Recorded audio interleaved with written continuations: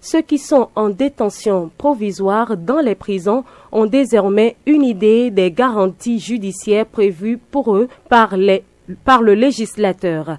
Un guide vient d'être édité et est destiné aux professions judiciaires, au personnel pénitentiaire, aux intervenants en milieu carcéral et à tous les citoyens s'interrogeant sur les droits du prisonnier. Cette œuvre est intitulée Guide sur les garanties judiciaires du détenu. Maître Olga Anna-Sidé, avocat référent sur la lutte contre la détention provisoire. L'idée d'élaborer ce guide est partie d'un constat. Il y a des associations caritatives, des associations chrétiennes qui font des descentes régulièrement dans nos prisons. Ils ont constaté qu'il y a de nombreuses personnes dans nos maisons d'arrêt qui y sont depuis très longtemps et qui sont en attente de jugement et qui ont excédé au regard de la loi en vigueur tous les délais pour être gardés de façon provisoire. Ça a suscité des réflexions et ils ont posé le diagnostic selon lequel si ces nombreuses personnes sont encore là, en attente de jugement, c'est parce qu'ils n'ont aucune conscience que depuis très longtemps,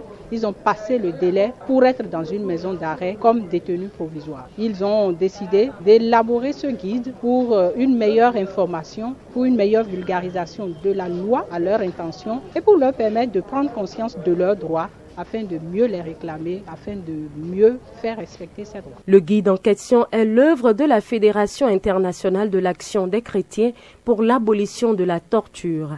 À l'intérieur de ce guide, plusieurs indications ont été données pour mieux situer le détenu. Maître Olga Anna-Sidé. Il y a quelques rappels de notions utiles à connaître. Ça leur permet de faire la différence entre un avocat et un magistrat, un parquetier et un juge du siège, un suspect, un gardé à vue, un détenu provisoire et un condamné. Ils ont une meilleure connaissance de tous ces vocables que nous utilisons couramment dans le milieu judiciaire. Ils ont une meilleure compréhension de ce que l'on doit entendre par détention provisoire. Ils ont quelques modèles types pour faire une demande de détention provisoire. S'ils ont des choses sur le cœur qu'ils souhaitent dire au juge, ils ont un modèle dont ils peuvent s'inspirer pour faire une demande d'audience.